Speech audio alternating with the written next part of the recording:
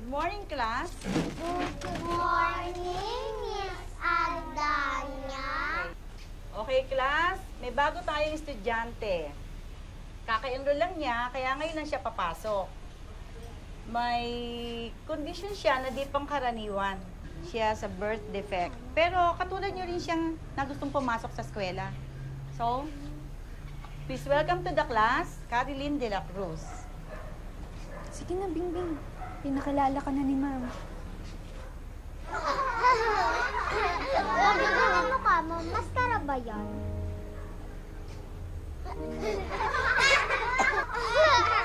Silence, please!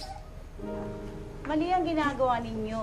Hindi nyo dapat pinagtatawanan yung taong may kondisyon na katulad ni Caroline. Dapat, tinutulungan nyo siya na makapag-adjust sa klase. Ha? Sige na, Bingbing. Aalis na ako, ha? Lalabas na ako. Hintay na lang kita.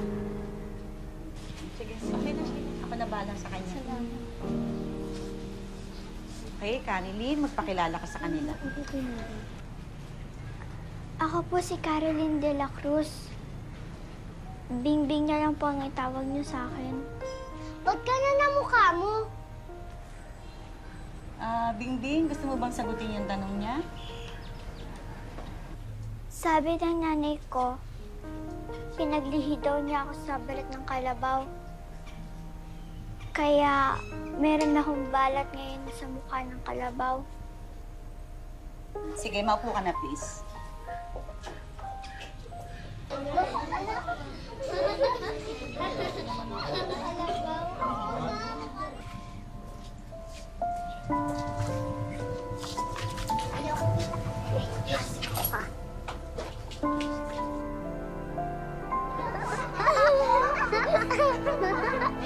Kalabaw. Kalabaw. Kalabaw talaga. Mukha ba talaga ang kalabaw? Isinilang si Bingbing na may malaking balat sa mukha. Sabi ng kanyang ina, dahil daw ito sa paglilihi sa kalabaw noong ipinagbubuntis siya. Ayon naman sa kanyang ama, dahil daw sa matakaw ang misis noon sa ulam na pusit. Pero ano man ang tunay na dahilan, ang itsura ni Bingbing ay wala raw na idulot na mabuti sa kanya.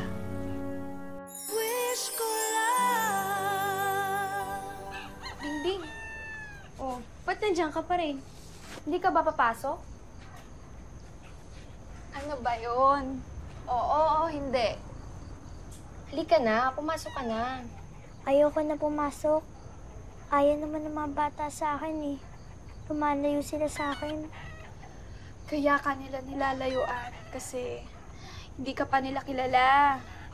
Hindi nila alam kung gaano ka kabait, at saka kalambing, at saka... Teka, baka hindi ka pa naliligo, kaya nilalayuan ka nila. Mabaho ka ata eh. Paano nga? Ay, bantot! Mamo! Si Ate Nene! Tsaka si Ate Sheila. Uy, tama na, ano ba? Gagawin mo laro niyan. Anak, bangon na. Halika na, papasok ka na. Yung uniforme mo nakahanda na doon, tsaka almusal mo. O ayan, tatlo na kami nagsasabi sa'yo pumasok ka na. Tayo ka na, bilis. Bakit ba pinipilit yung bata? Kung ayaw pumasok, edi huwag pumasok. Charlie, ano ka ba? Napapag-iwanan na tong anak mo. Dahil ayaw mo kasing i-enroll, tapos ngayon gusto mo na naman siyang huminto. Papasok siya, tapos anong mangyayari? Pagtatawanan. Ang bata kailangan mag-aral.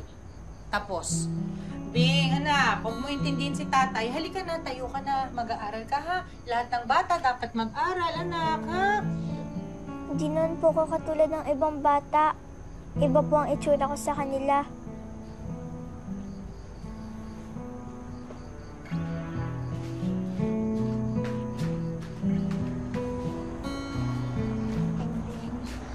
Iba lang ang itsura mo sa kanila. Pero bata ka pa rin katulad nila. Kailangan mong pumasok sa eskwela. Sige na, para kay ate. Para kay ate. Ay, ba't sa kanya lang? Paano naman ako pati kay mama? Para sa inyo na rin, ate.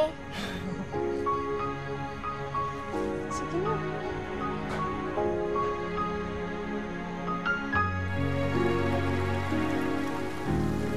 Hi, Nene. Hi, Bingbing. Hi, Sheila. Pwede makisabay? Makisabay? Oo. Eh, di ba pupunta ka sa trabaho mo? Baka mapalayo ka kapag sumabay ka sa amin. Maaga pa naman. Tsaka alas 9 na nagbubukas yung opisina. Alas 9? Wala pang alas 7, nasa daan ka na. Yes. Kasi, totoo niyan. Kanina ko pa hinihintay. Kasi baka mamaya, wala kasabay yung ate niyo pa uwi.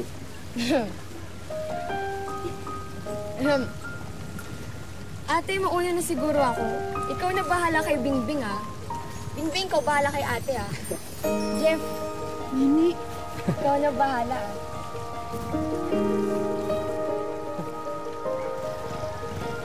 ah. Tara na po, ate. Tara. Mahilig ka po sa eskwelahan. Sige, sabi ko nga.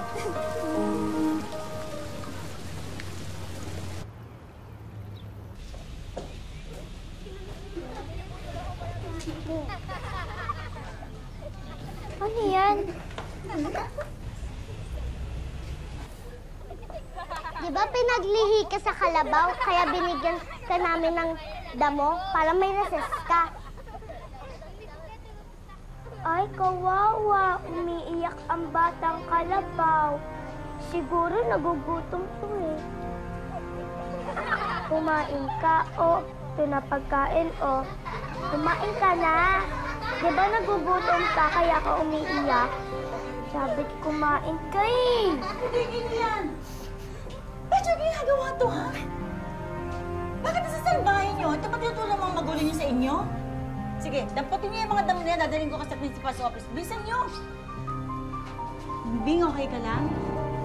Dito ka muna, ha? Dadalhin ko lang to sa principal's office. Sisiguraduhin ko mapaparusahan itong mga salbahin ito!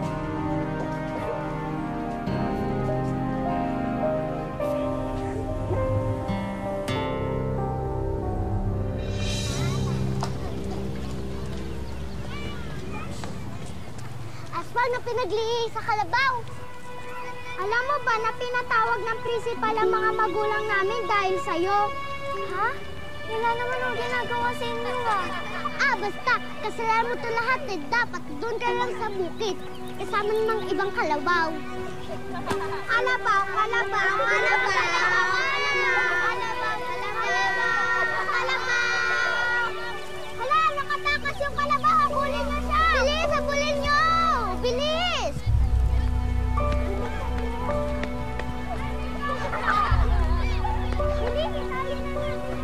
Ano naman ang ginagawa sa inyo, ah?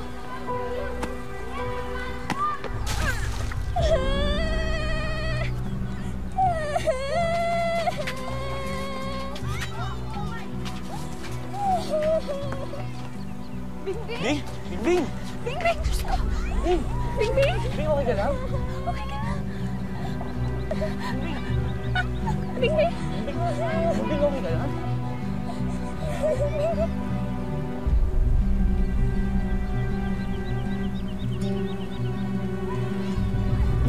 Madali sa kinig!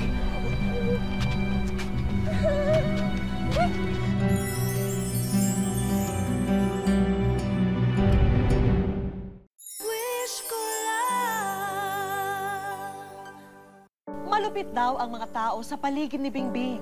Buti na lang at lagi raw nakasaklolo ang kanyang mga kapatid. Ngunit hindi raw sa lahat ng oras ay mababantayan siya ng kanyang mga ate. Sa oras na matsyempoan ko talaga mga bata, lagot talaga sila sa akin. Kakalbuin ko sila. Nakakainis. Tama na, Nick. Maayos naman eh. Nakipag-usap na yung magulang ng bata sa akin. Sabi nila, sila raw bahala sa pagpapagamot kay Bingbing. At saka humingi naman sila ng dispensa. Ano nga ba sinasabi ko eh? Kaya kahit nung una pa, tutol na ako sa pag-aaral ni Bingbing. Charlie, hindi naman pwedeng ikukulong natin sa bahay ang anak natin habang buhay niya. Siyempre, kailangan din niya makapaglaro sa ibang bata na katulad niya kasing edad niya. Yun na nga eh. Hindi siya katulad ng ibang bata. Tay!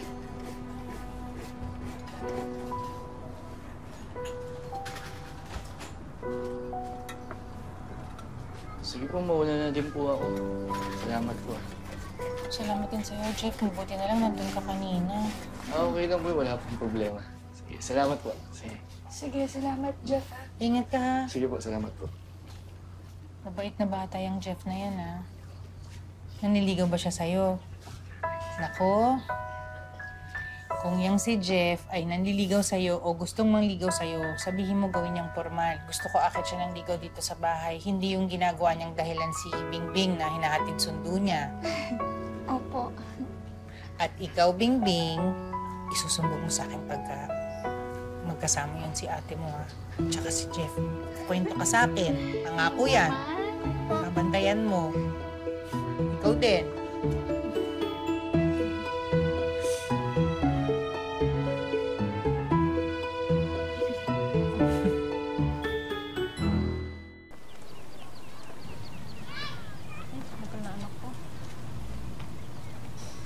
Klase pa na anak ko yung anak ng aswang, oh.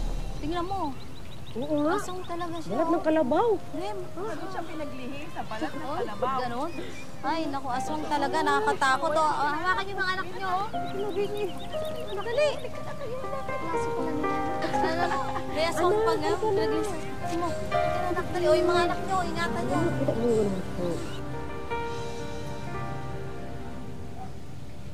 Mabilis na naging matamis ang pagtitinginan ni na Jeff at ng ate ni Bingbing na si Sheila. Tara na po. Si nanay, kanina, napasarap yung nood niya ng TV. Nagluluto siya. Kalimutan niya yung sinabi na sunog. Tapos ate, alam mo, bumipwento ko sa'yo. Ganda-ganda. Blooming ka kanina eh, dahil lang kay Kuya Jeff eh.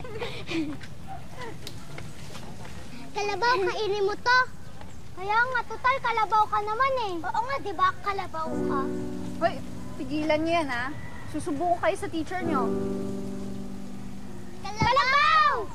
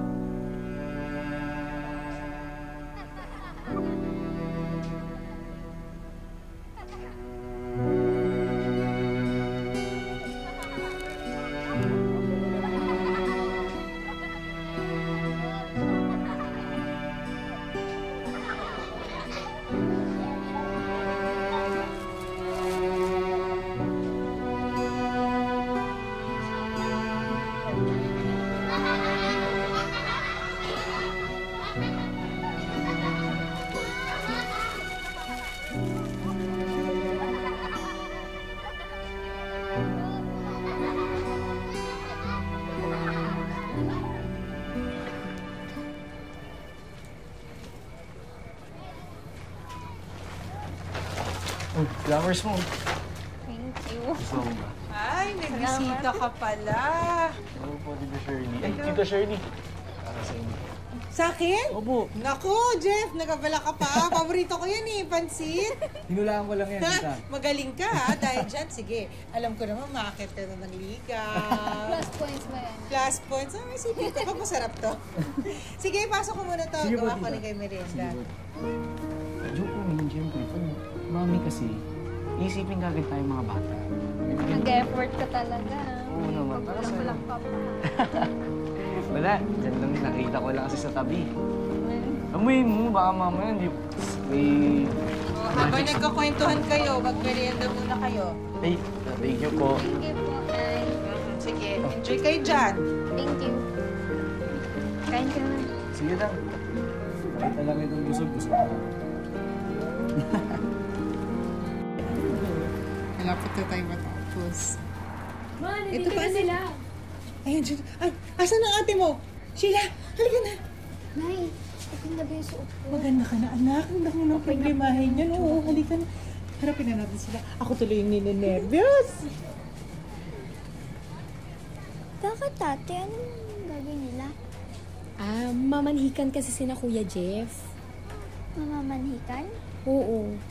Hihingi sila ng permiso kina tatay para magpaasal na sina ate.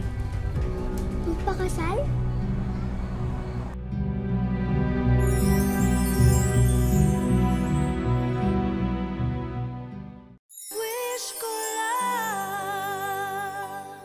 Pumasok kayo. Pasensya na kayo. Ay, naku, nagabala pa kayo. Salamat, salamat po. Pasok po kayo. Pasensya na kayo sa maliit namin bahay. Upo po kayo. Hello po. Magandang gabi. Kamusta naman po? Hindi naman po kayo syempre naligaw dahil kasama niyo si Jeff. Sandali lang po. Thank you po dito. Maraming salamat po sa pagkain. Nagabala pa po. Nang maunawaan ni Bingbing ang ibig sabihin ng pamamanhikan ng nobyo ng kapatid niya, nakaramdam siya ng lungkot dahil nabatid niya rin na mawawala na ang ate niya sa piling nila. Bakit ka malungkot? May sakit ka ba? Aalis ka na po kasi. Ha? Narinig ko po nung Pasko. Nilipat na daw po kayo ni Kuya Jeff ng ibang lugar pag kinasal daw po kayo. May trabaho kasi sa ibang probinsya si Kuya Jeff mo. Kaya kapag kinasal na kami, doon na kami titira. Huwag ka na umiyak. Hindi ka ba masaya para kay ate? Masaya po. Kaya lang, wala na po manggigising sa akin. Wala na po mag-aatid sa akin sa eskwelahan. Wala na po magbabantay sa akin pa uwi. Nandiyan naman si ate Nene. Si nanay, tsaka si tatay. Hindi naman po ko mahal ni tatay eh. Lagi nga po siya ganyan sa akin. Tsaka ayaw po niya akong palabasin ng bahay. Hindi. Mahal ka nun. Nahihirapan lang siyang ipakita sa iyo. Ganito na lang. Kapag nagkaanak ako, magpapatulong ako sa iyo na mag-alaga sa kanya. Gusto mo ba yan? Talaga po? Kaya lang, sana po hindi po siya maging kapareho sa akin. Eh ano naman kung kapareho mo? Kapareho mong malambing, mabait, at saka malakas yung pilite. Mahal na mahal kita. Tatandaan mo yun lagi, ha?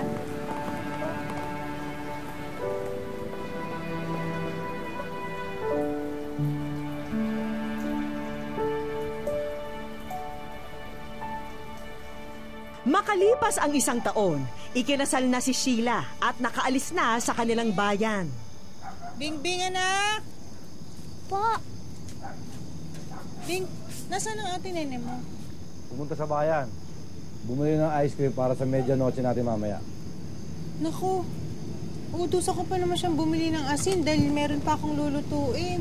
Ma, ako na lang po yung bibili po. Anak, sigurado ka ba? Opo, malapit lang rin naman po yung mga tindahan. O, sige. O, anak, mag-ingat ka, ha? Opo.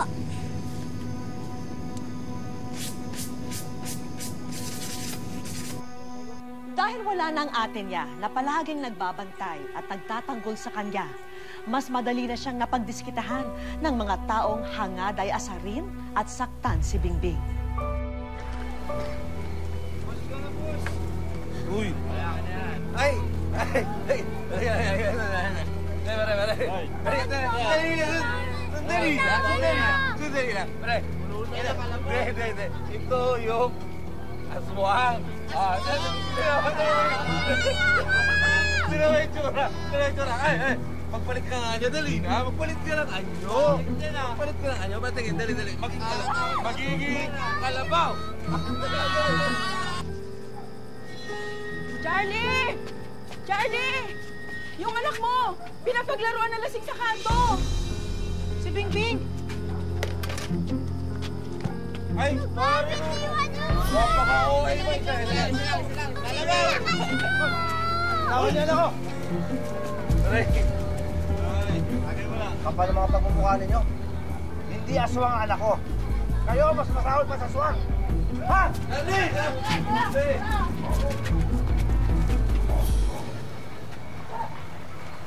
Yes ka lang. Sa unang pagkakataon, naramdaman ni Bingbing ang pagmamalasakit at pagmamahal ng ama. Doon na rin labis na naunawaan ng dalagita na iniiwas lamang siya ng magulang sa mapanghusgang mata ng mga tao, kaya siya naging mahigpit sa kanya. At At sa pagbukas ng bagong taon, kasabay nito nagbukas ang mga mata ni Bingbing sa natatanging pagmamahal ng kanyang Papa Charlie.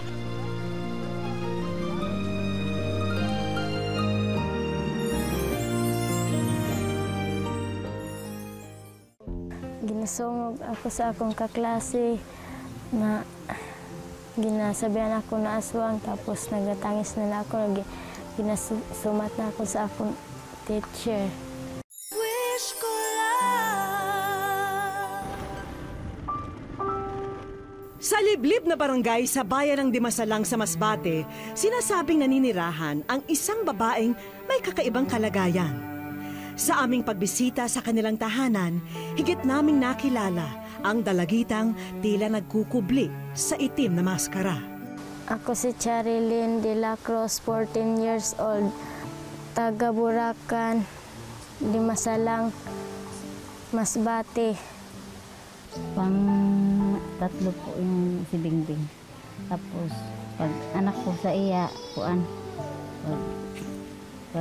katawan niya, wala man kumakuan sa iya, hadlok. Kaya kita ko man sa iya na bata man. Ito mula iya pamayhan. Kakambal na ni Bingbing ang malaking itim na balat na bumabalot sa kanyang mukha. Kaya naman lumaki siya na tila binabato ng kung ano-anong tawag ng pangungutya at pangmamata. Kalabaw, unggoy, aswang, lahat ng ito'y pinatatagos lamang ng dalagita sa kanyang kabilang tenga. Gayunpaman, kung minsan hindi rin niya maiwasang masaktan at magdamdam. Ginasungog ako sa akong kaklase na ginasabihan ako na aswang, tapos nagatangis na ako, ginasumat na ako sa akong teacher. Grade 6 na ngayon si Bingbing at todo ang kanyang pagsusumikap upang makatapos sa kanyang pag-aaral. Ayon sa espesyalistang tumingin noon kay Bingbing, ang kanyang kalagayan ay tinatawag na congenital giant melanocytic nevus. Isa lamang umano sa kada 500,000 Pilipino ang mayroong ganitong kondisyon, kung saan nababalutan ang ilang bahagi ng katawan ng naglalakihang balat. Malinaw na ngayon sa pamilya ni Bingbing ang kanyang sitwasyon. Tanggap na rin ng bata na habang buhay nang natatakpan ng tila itim na maskara ang kanyang mukha. Dili man sa aton pagkagawa ang atong pagkagwapa. Sa aming pagbisita kay Bingbing, may munting hiling siyang ibinahagi sa amin. Sana raw ngayong bagong taon ay makasama nila ang kanyang panganay na kapatid na si Sheila, na kanyang numero 1 tagapagtanggol noon. Ginaminog ko sa iya kay wala ko sa iya kakita. Naisin man pauwiin ang kanyang ate mula sa Tarlac. Kulang pa sa pangkonsumo ng pamilya ang kinikita ni Mang Charlie sa pakikisaka. Hindi magarang damit at marangyang medianoche ang hiling ni Bingbing ngayong bagong taon. Sapat na sa kanyang makapiling ang kanyang ate Sheila nang sa gayoy muling mabuo ang kanyang pamilya.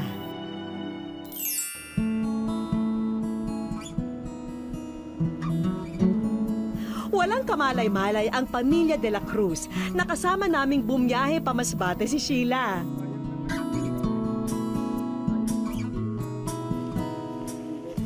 Mula sa malayo, tila nakatunog si Charlie sa taong papalapit. At dito na bumungad si Sheila na mahigit 5 taon na nilang hindi nakikita. Ikaw po, Bumbi. Ikaw po na. Sila. Sino yan? Sino yan? Abot langit ang saya ng mag-asawang Charlie at Shirley sa pagdating ng kanilang panganay. Mula raw kasi nang makapag-asawa, hindi na raw muli siyang nakabalik dito. Gulat po po na nandyan pala si Bibi. Hindi kasi namin alam na darating ngayon. Habang si Bingbing na may halos walang patid sa pag-agos ang luha at hindi na makapagsalita. Bakit ka umiyak? Na, tangis. Na, bakit? mga luha ng kaligayahan dahil sa wakas ay nakasama na niya ang mahal na kapatid.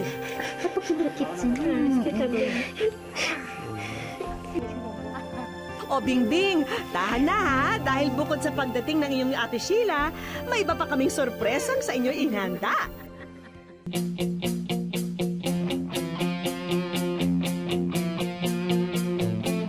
Hapon na nang makababa kami sa resort na ito. O mamaya na ang swimming ha, tignan niyo na muna ang aming inihanda para sa inyo.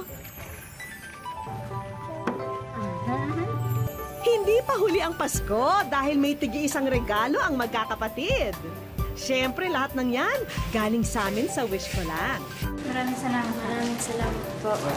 Masaya po kami na mayroong nagbigay kay Bingbing na regalo. Matatamis ng ngiti ang isinukli sa amin ng mga bata dahil sa tanang buhay daw nila, ngayon lamang sila nakatanggap ng mga regalo. May kanya-kanyang laruan at damit ang magkakapatid. Mahuhuli ba naman ang ating bida? Siyempre hindi, dahil may special gift para kay Bingbing. Pwede mo nang ma-text at matawagan palagi ang iyong ate.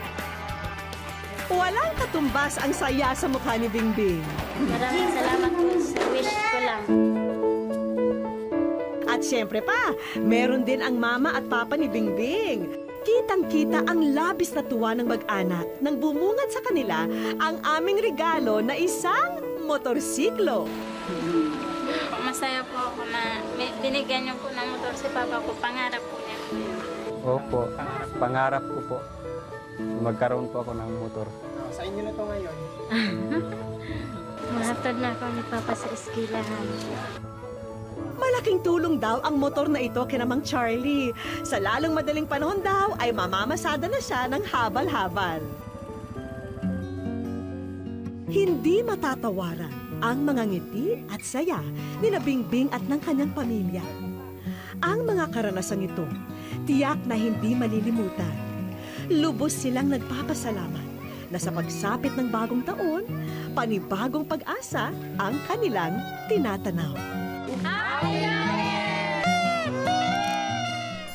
Hindi raw madaling mabuhay sa lipunan na tumitingin sa panlabas na anyo. Pero kung may pamilya na kaagapay sa lahat ng pagsubok, kaya nitong mapagaan ang anumang problema sa buhay. Ako po si Vicky Morales, muli pong nagpapasalamat sa inyong pagsubaybay dito sa Wish Ko Lang. May sorpresang